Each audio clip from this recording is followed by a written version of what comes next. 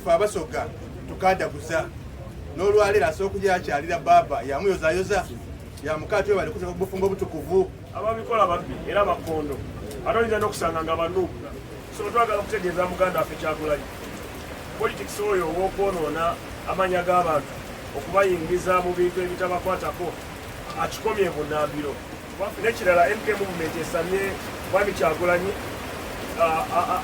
yeebuuze lwaki teyagenda kubanga tewaliwo road block ebuuza ani atalina kaadi ne bwe bantu tebamuwa kaadi alisiyandize kulwa MK movement ne kulwa ssentebe waffe General Moskene Rugaba okuyozayoza ine bantu Jovia Mutesi Her Royal Highness wamu ne Kyabazinga His Majesty Kyabazinga William Wilberforce na Diope owokuna olwokukola embaga ey'omulembe ffe nga ba MK movement batuyita era tusima nnyo Kyabazinga okutuweereza kaadi entono ziyatuweereza twazeebaza nnyo era twakiikirira ku mukolo twaliyo mukama waffe General Muhoozi atusabye tutangaze eggwanga tubabuulire ku bigambo ebyayogeddwa muganda wange Hon. Robert Kyagulanyi President wa National Unity Platform eyayogedde ku lunaku lwa Ssabbiiti nti yalemesebwa okugenda mu mbaga eya Kyabazinga olw'okuba nti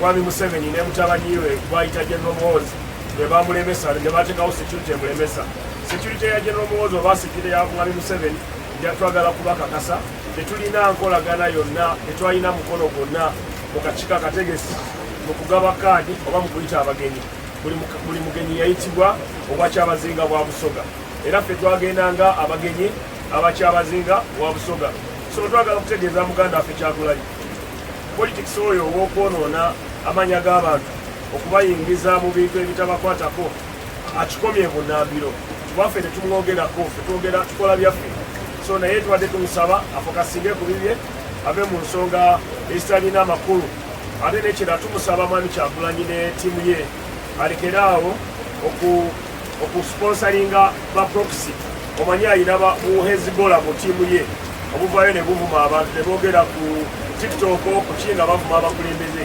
agamba abamuwagira bonna bamukkiririzaamu balekere awo okuvuma Kyabazinga oba abakulembeze ab'ensikirano abakulembeze ab'ensikirano bantu bakulu nnyo nnyo nnyo bayinza okuba batono oba nga bampi oba nga bawanvu naye bantu bakulu nnyo ate gwe musingi gwaffe nga famire zaffe ez'enjawulo abakulembeze oba omukama wa Bunyoro oba omukama wa Tooro Kyabazinga wa Busoga owa Japadola owa Choli owa Lango ebitundu byonna byonna ebya Uganda kyanda ekirungi ne tubawa ekitiibwa ne tubajja mu chief politics n'ekirala MK movement esamye mwami Kyagulanyi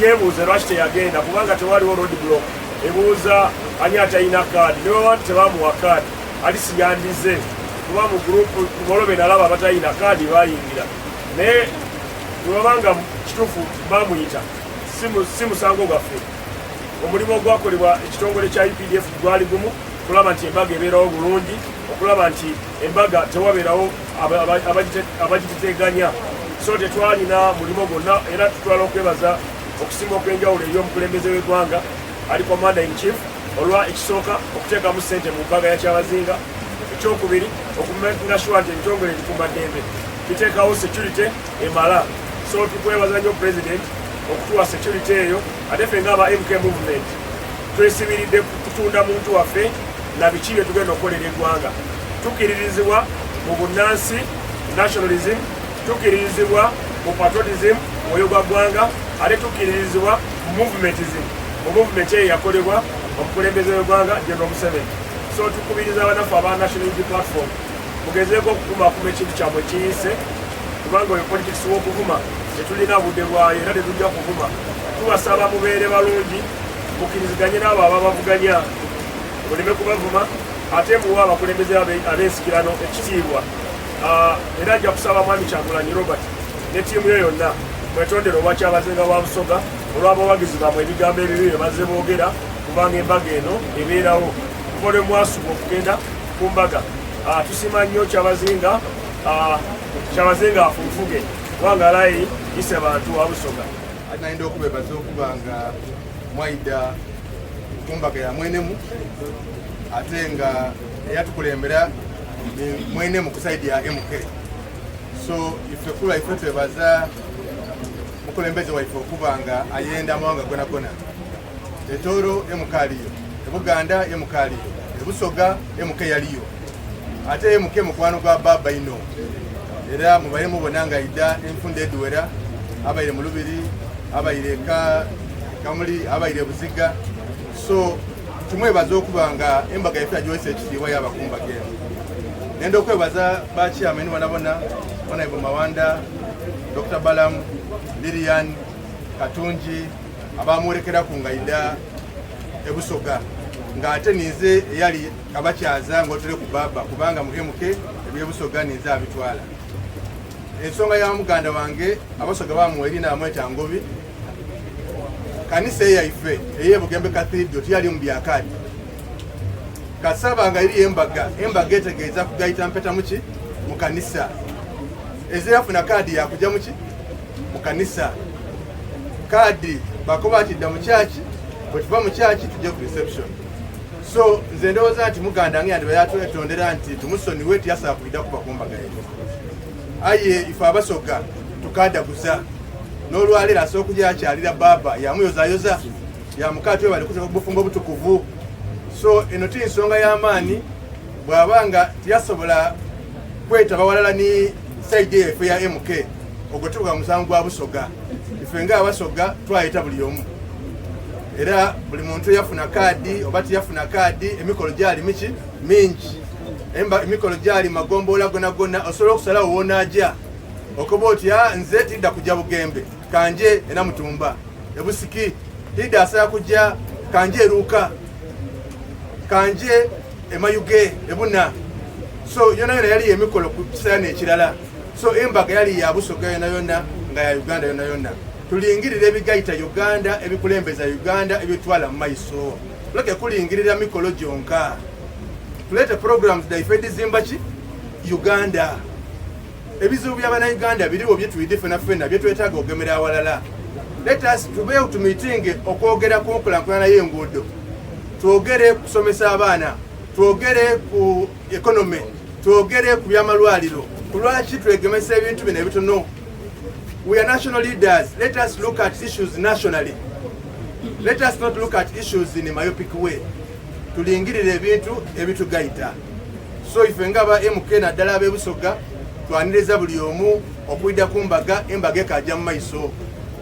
Baba akaliyo mu Lubiri akajaguza era olwaleero nsaba baganda bange abeesaidde nti muyidde tubaanirize muki mu Lubiri Embaga ekajja mu maiso.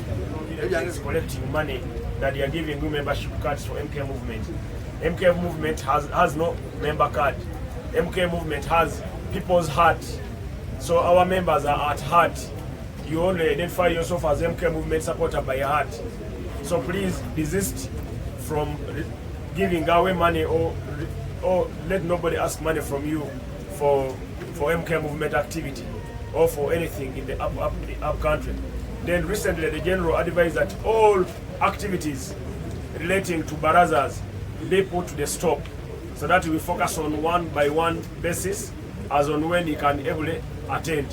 However, he cleared 2 activities, one this weekend in Kanungu, and the next one will be the last one will be in Fort Portal. That is Western Uganda. After those activities, all the other activities that are coming up, he will lead the way and he will attend by himself, and he wants to make them bigger and better, just like he saw Kawale, Soroti, and all the other activities we have attended. Then the other thing I needed you to know is we don't have any team anymore. All these teams were integrated into one MK movement. Finally, mu bantu baife ab'Ebusoga nenda twala mukisa guno okulwa MK movement okuyozayoza Kyabazinga wa Busoga, Kyabazinga Wilberforce na Diope owokuna okutuka ku mbaga enungi gye yategeke ni maama wa Busoga ine bantu Royal Highness Mutesi.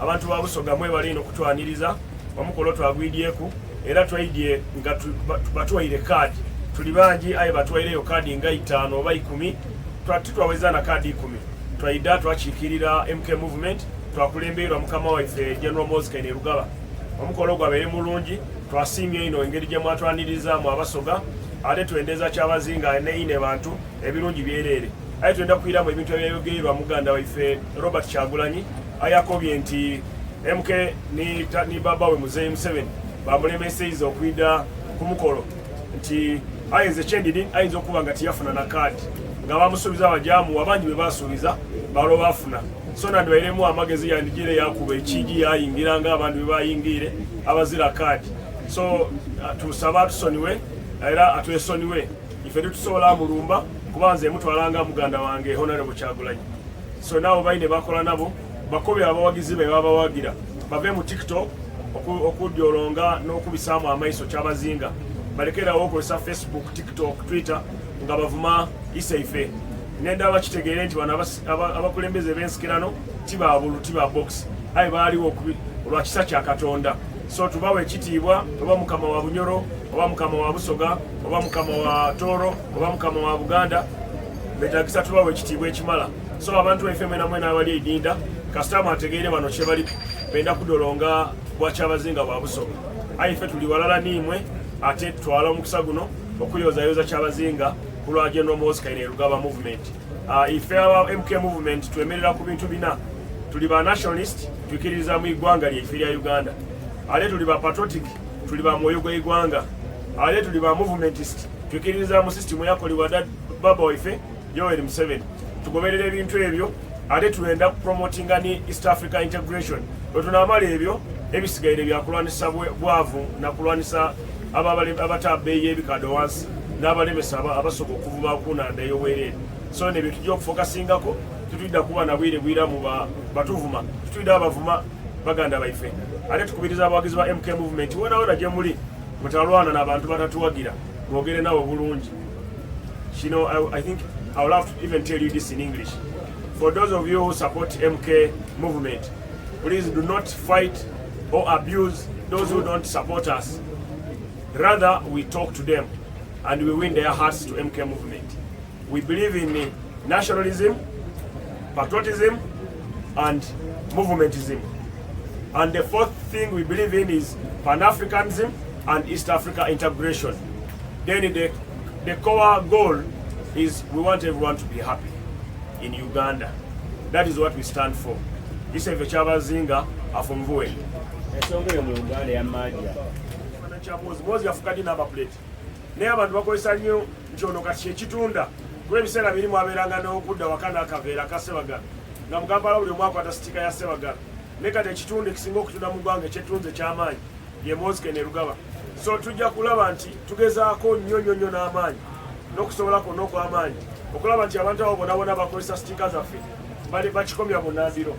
Nja kutwala omukisa guno omubaka waffe owa bitundu bya Busoga Mwami Moses Balyeku atwegaseeko agambye enkuba ebadde emusazeeko ey'ekyambogo kyereka abadde abasaidiza ejjinja eyo sayina abasanze bali mu kukola makubo ago ekkubo lisaze amazzi gasaze so tujja musaba ayogereko gye muli naye tetukkiririza mu bantu babika sitika era abo bonna ababika sitika twasaba dda omwogezi wa poliisi Mwami Enanga babakwate tewali ali waggulu w'amateeka eyamuwoza eriko sitika ye eyabalamu eriko sitika ye ababikola babbi era bakondo ate oyinza n'okusanga nga banuupu